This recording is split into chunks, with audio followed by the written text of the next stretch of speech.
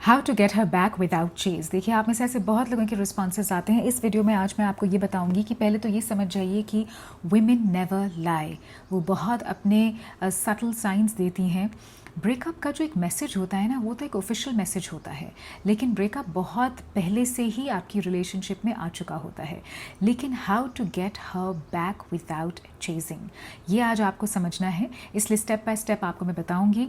सो सबसे पहले let's dive deep into it कि ये जो ब्रेकअप होता है या ये जो डिस्टेंस क्रिएट होता है लड़की और आपके बीच में, आप सोचते रह जाते हैं कि मैंने तो अपनी तरफ से सब चीज़ें कर ली हैं, सब चीज़ें इंटेंशनली एक अच्छे तरीके से की हैं, फिर भी उसकी तरफ से स्टेपिंग बैक क्यों हो रही है।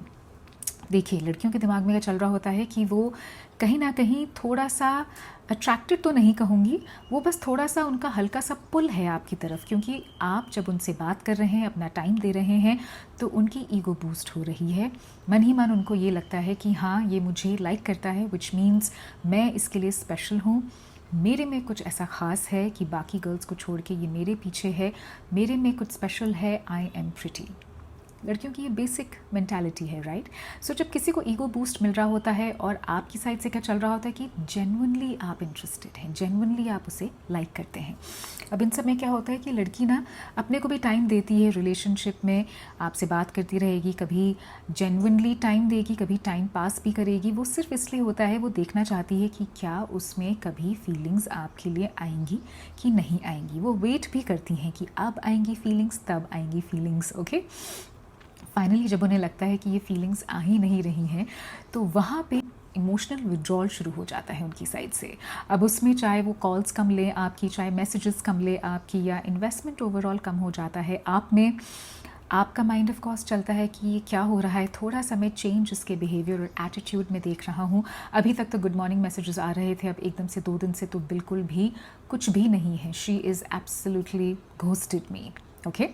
अब इन सब में गर्ल्स के दिमाग में क्या चल रहा होता है, उन्हें ओपनली ये एडमिट नहीं करना है आपसे दैट आई ट्राइड बट मैं समहाउ तुम्हारे लिए फीलिंग्स जनरेट नहीं कर पा रही हूँ, and so they quietly start to withdraw.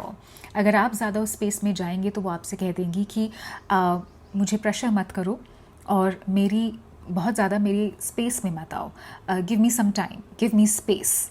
ये आपने लाइंस बहुत बारी सुनी होगी। क्या करते हैं आप ना, ओवर गिविंग ट्रैप में फंस जाते हैं। अब जहाँ पे गर्ल्स अपना थोड़ा पुल बैक कर लेती हैं या उन्हें नहीं समझ में आता कि फीलिंग्स आ रही हैं कि नहीं आ रही हैं, आपको लगता है कि मैं उसके लिए उसकी 24/7 हॉटलाइन नंबर बन जाता हूँ, मैं उसकी हर मूड को ठीक करूँगा, मैं उसकी हर प्रॉब्लम को सॉल्व करूँगा, मैं उसे हर सोल्यूशन दूंगा, मैं उसकी फैमिली की एडिशनल रिस्पॉन्सिबिलिटी भी लेने को तैयार हूँ, अगर कुछ और चीज़ें हैं, फेवर्स हैं जो उसे चाहिए, तो मैं वो भी करने को तैयार हूँ।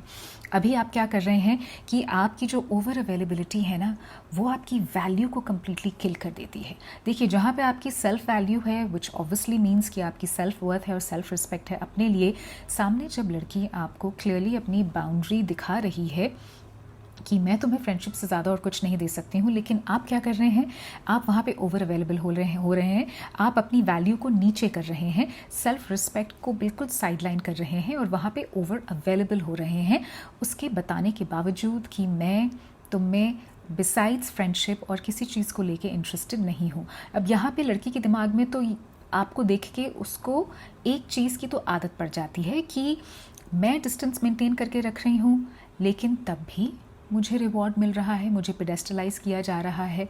क्यों? क्योंकि आप कॉन्स्टेंटली चेक इन करते रहते हैं किस तरह से वो वापस मेरी लाइफ में आ जाए। तो जब लड़कियों को आदत पड़ जाती है कि डिस्टेंस मेंटेन करती हूँ लेकिन तब भी मुझे रिवॉर्ड मिलता है, मतलब ये रिलेशनशिप तो कन्वीनियंस की है कि जब चाहा तब आके बात कर ली और जब चाहा तब वापस से आराम से पुल बैक कर लिया और स्टेप बैक हो गए या घोस्ट कर दिया। यहाँ पे आप वन साइडेड एफर्ट किए जा रहे हैं, ओवर अवेलेबल हो रहे हैं, तो जहाँ अवेलेबिलिटी आपकी बढ़ती है वहाँ आपकी वैल्यू बिल्कुल कम होने लगती है। इन्वर्सली प्रोपोर्शनल सुना होगा ना अपने मैथ्स में, ये वही चीज़ ऐसे काम करती है। अब इन सब में जब उनकी साइड से जो इन्वेस्टमेंट है वो बिल्कुल कम होने लगता है, तो होता क्या है कि इवेंचुअली एक मैसेज आ जाता है आपके पास कि अब हम ज़्यादा इसे प्रोलॉन्ग नहीं कर सकते, तो हमें ब्रेकअप कर लेना चाहिए। अब देखिए, एक मैसेज आना तो ऑफिशियल ब्रेकअप हुआ ना, आपका ऑफिशियल मैसेज है, लेकिन ब्रेकअप, इमोशनल ब्रेकअप तो उनकी साइड से बहुत टाइम पहले ही हो चुका था। लेकिन कुछ टाइम बाद ना रैंडमली वो चेक इन करेंगी, तो आपको लगता है कि वो अभी भी अपने कमिटमेंट से पूरी तरह से पीछे नहीं हटी हैं। हो क्या रहा है कि लड़कियों के दिमाग में इस समय गिल्टी की फीलिंग आती है। गिल्टी की फीलिंग क्यों आती है? वो इसलिए क्योंकि उन्हें रियलाइज़ होता है कि जब तक वो आपके साथ थी, आप उनके लिए क्या कुछ नहीं कर रहे थे और उन्होंने इन रिटर्न कुछ भी नहीं किया। उन्होंने खाली बस ये बोल दिया कि it can only be a friendship, या फिर कुछ भी नहीं, आई एम नॉट इंटरेस्टेड, मुझे चेज़ मत करो, मुझसे बात नहीं करो, मेरे पीछे मत पड़ो, एट्सेट्रा एट्सेट्रा। सबके अलग अलग रिस्पॉन्सेज होते हैं। सो जब उनके माइंड में गिल्टी की ये फीलिंग आती है तो वो ओपनली नहीं बता पाती हैं। तो वो क्या करती हैं? वो रैंडमली चेक इन करती हैं, चाहे आपके सोशल मीडिया पे या व्हाट्सएप पे, या हो सकता है ऐसे ही हाई लिख के आपको भेज दें। दैट इज़ द टाइम आपको लगता है कि नहीं, ये शायद मुझ में अभी भी इंटरेस्टेड है, या वापस से she wants to get in touch with me, इसमें अभी भी मेरे को लेके फीलिंग्स हैं। तो मैं आपको क्या बता रही हूँ female psychology point of view से कि गिल्ट, अट्रैक्शन दो अलग इमोशंस होते हैं। गिल्ट कभी भी it does not lead to attraction. Alright, तो प्लीज़ इसे कमिटमेंट मत समझिए। Alright, now what do you have to do to get her back? Let's see. अब समझते हैं कि वाई डिस्टेंस चेंजेस एवरीथिंग। देखिए, अब मैं आपको एक बहुत इंटरेस्टिंग चीज़ बताती हूँ कि जब ये सब हो जाता है और आप अपना डिस्टेंस मेंटेन करना शुरू करते हैं उनके साथ, इसमें अब लड़की के दिमाग में क्या चलता है? देखिए, दो चीज़ें होती हैं।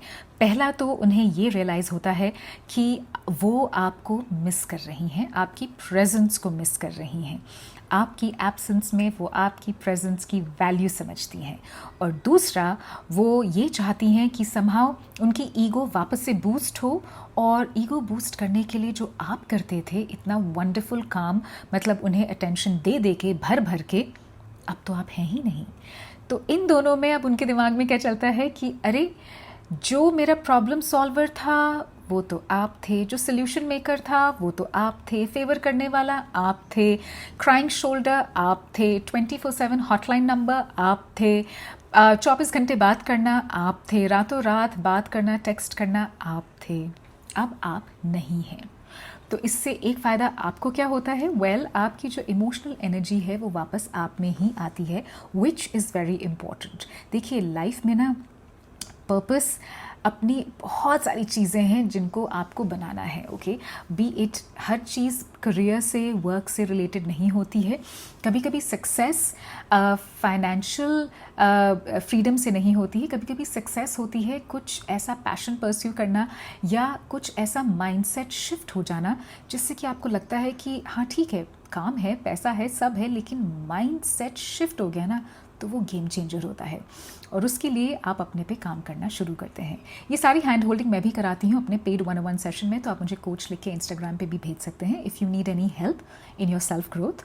अच्छा, अब क्या होता है कि लड़कियों को जब ये रियलाइज़ होता है कि अब आप डिस्टेंस मेंटेन कर रहे हैं, उन्हें वैल्यू नहीं दे रहे हैं, उनके प्रॉब्लम सॉल्वर नहीं है, उनके साथ नहीं है 24 घंटे, और आप अपनी लाइफ पे फोकस कर रहे हैं, तो आप सबकॉन्शियसली उनके दिमाग में चेज़ की तरह बन जाते हैं। लेकिन चेज़ आप तब बनते हैं जब जेन्युइनली सब आप में एक चेंज देखते हैं। वो चेंज आता है जब आप बहुत अपने डिसिप्लिन को लेके केयरफुल हैं, फोकस्ड हैं, स्पेशली जब आपको कोई नहीं देख रहा है। आप चुपचाप अपना सुबह का रूटीन, रात का रूटीन, काम का routine, workout, food that you eat, everything. आप कभी कभी ना मन नहीं लगता, लेकिन जब मन नहीं लगता तब वो काम और ज़्यादा करना चाहिए, क्योंकि मन का हो तो अच्छा, ना हो तो और भी अच्छा। इसलिए वो लड़की मिली तो ठीक है, मन का किया, मन का हुआ, और अगर नहीं मिली तो मन का ना हो तो और भी अच्छा। Alright, so this is how you can actually get her back without chasing.